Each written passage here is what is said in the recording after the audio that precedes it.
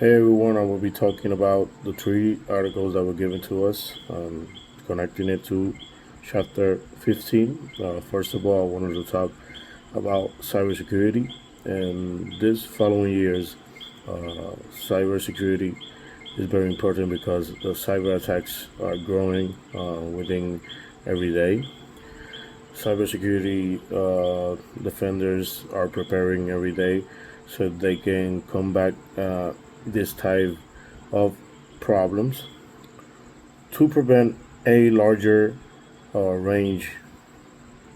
One of the most common and vulnerable parts is human error. That's the main issue with these cyber attacks. High profile events require a lot of preparation and help to protect, like I like to say, their database.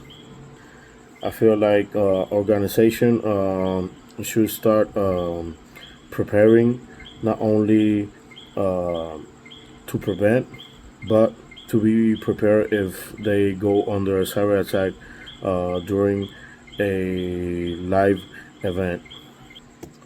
This article is based on the Super Bowl and what the Super Bowl was able to provide. Uh, so we all can be aware of what cyber attacks can do. Another part of the articles is the physical security risk. I want to give an example.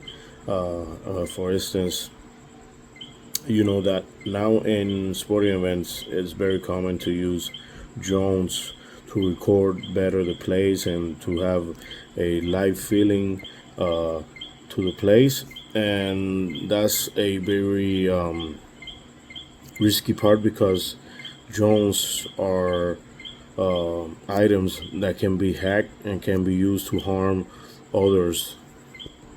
Also, sporting events, by being so big, uh, they are big focal points for terrorism and to do harm to people. That's why in sporting events, you got to be prepared for everything. You got to have a good organization and a good team so you can see the pro and the cons and things that you can do to prevent this kind of events to have any problem with it. Burton and O'Reilly did a great job by explaining how this type of events are so risky, but if you do the correct preparation and see the pros and the cons that can happen, you can make it. You can make a great event. There's a lot of trends now. Fans are not the way they acted before. Fans are more agitated. They like to create sometimes bad image for the sport. So that's why, let's say, sporting events can create a way to prevent to having people like that in their events. For example, they can use face scan or those type of things to identify if any of the fans that are going to the games are those type of fans that look to create commotion and not let others have fun in the event.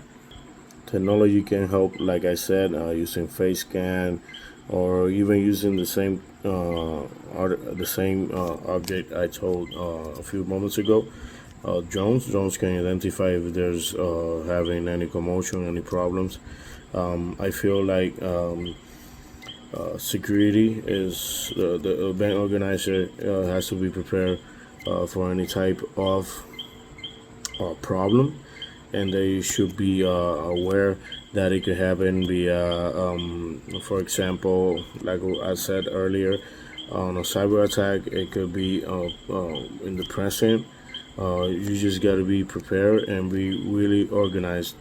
Now, having said all of that, I do think that I do think that sport events and organizations can prevent cyber and physical attacks. seek to keep fans organized to prevent any out of place environment or behavior. One of the things that you can have to prevent these type of things is also training and analyzing how fans are behaving and how activities are being ran all over the place, so you can have a an idea of how you can do things.